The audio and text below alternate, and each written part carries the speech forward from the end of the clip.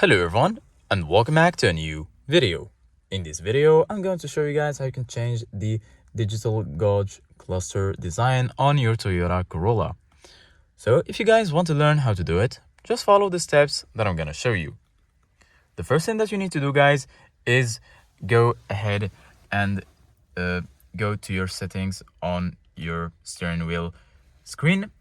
So in order to do that, just go ahead and use these arrows right here in order to navigate right here.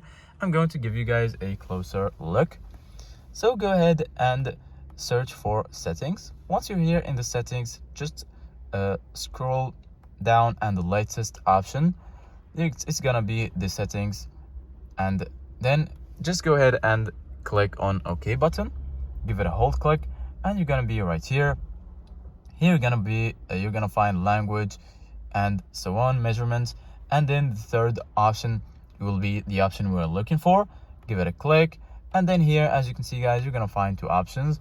If you choose the second option, as you can see, guys, it's going to be changed.